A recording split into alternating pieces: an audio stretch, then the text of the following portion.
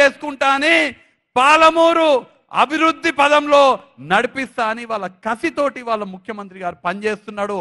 ఆ కసికి సమాధానమే నారాయణపేట, మక్తల్, కొడంగల్ ఎత్తిపోతల పథకము. ఆ కసికి సమాధానమే రేపు పాలమూరు ఎత్తిపోతల పథకం ద్వారా మన జిల్లాలో 12 లక్షల ఎకరాలకు సాగునీరు రాబోతున్నాయి. కసి పెట్టుకొని పనిచేస్తున్నాడు.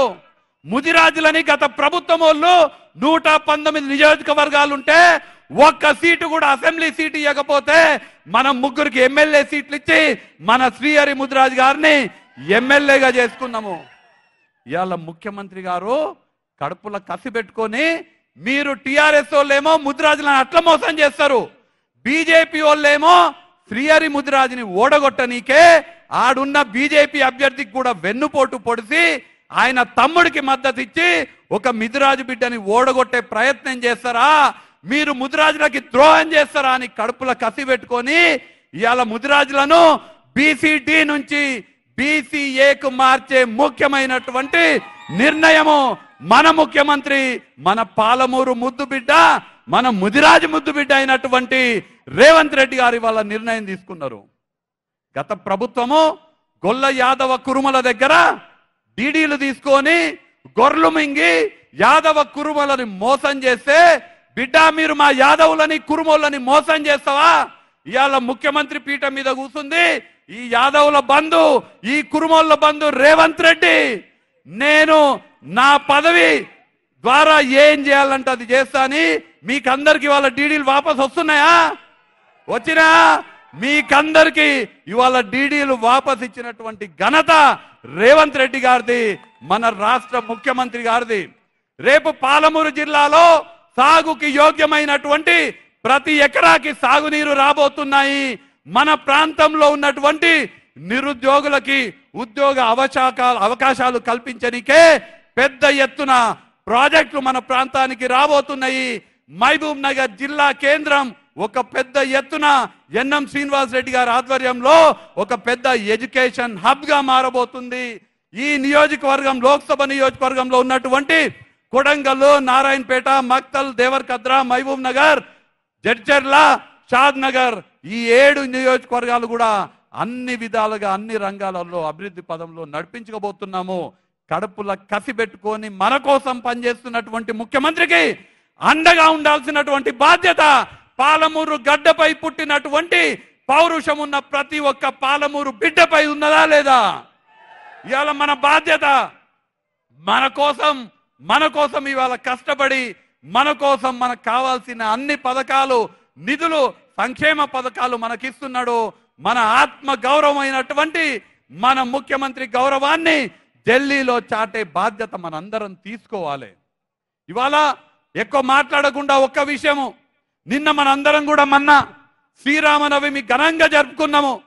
దానికన్నా ముందు ఇక్కడ మైనార్టీ సోదరులు చాలా మంది ఉన్నారు, వాళ్ళ దగ్గరికి పోయి మనం రంజాన్ శుభాకాంక్షలు తెలియజేసినాము. 23వ తారీఖున పెద్ద ఎత్తున మనము ఆ ఆంజనేయ స్వామి జయంతి కూడా జరుపుకోబోతున్నాము. మనకు భగవద్గీత చెప్తుంది, ధర్మో రక్షతి రక్షతః.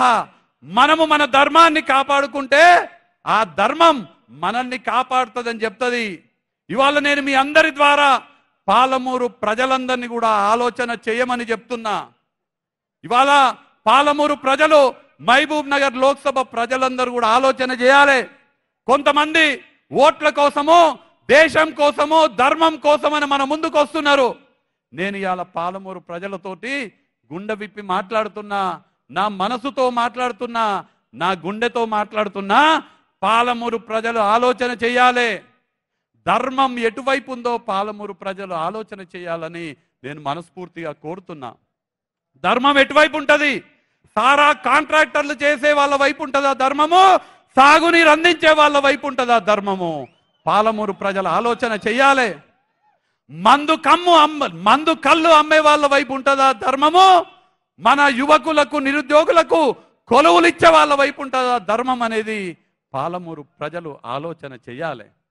కాంట్రాక్టర్ల దగ్గర, రోడ్లు చేసుకునే కాంట్రాక్టర్లు, ప్రాజెక్టులు కట్టేటువంటి కాంట్రాక్టర్ల దగ్గర బెదిరించి పైసలు వసూలు చేసే వాళ్ళ వైపు ధర్మం ఉంటుందా? నారాయణపేట, కొడంగల్, మక్తల్ ఎత్తిపోతల ప్రాజెక్ట్ కట్టించేటువంటి అనేక రోడ్లు కట్టించేటువంటి వాళ్ళ వైపు ధర్మం ఉంటుందా? ఒకసారి మహబూబ్ నగర్ ప్రజలు ఆలోచన చెయ్యాలని నేను ఇవాళ కోరుతున్నా. పూటకొక పార్టీ మారేటువంటి రాజకీయ అవకాశాల వాదం వైపు ధర్మం ఉంటుందా? పుట్టినటువంటి ఏ పార్టీలు అయితే పుట్టినామో అదే పార్టీ అదే సిద్ధాంతాన్ని నమ్మి పార్టీ కోసం ప్రాణాలను ఇచ్చే వాళ్ళ వైపు ధర్మం ఉంటుందా? ఒకసారి మహబూబ్ నగర్ ప్రజలందరూ కూడా ఆలోచన చెయ్యాలని నేను ఇవాళ కోరుతున్నా. ఏ పార్టీలు అయితే ఉన్నామో ఆ పార్టీ మన పార్టీకి సంబంధించినటువంటి అభ్యర్థులని కేవలం బడుగు బలహీన వర్గాల బిడ్డలని ఓడగొట్టనీకే, గద్వాల ఒక కుర్మ యాదవులను ఓడగొట్టనీకే, మక్తల్లా ఒక ముదిరాజు బిడ్డను ఓడగొట్టనీకే వెన్నుపోటు పొడిచి చుట్టాలకు మద్దతు ఇచ్చే వాళ్ళ వైపు ధర్మం ఉంటుందా? నమ్మినటువంటి సిద్ధాంతం కోసం ప్రాణాలైనా తెగించి కొట్లాడే వాళ్ళ వైపు ధర్మం ఉంటుందా? మహబూబ్ నగర్ ప్రజలందరూ కూడా ఆలోచన చెయ్యాలి. క్రషర్ మిషన్లు పెట్టి కొండలని బద్దలు కొట్టి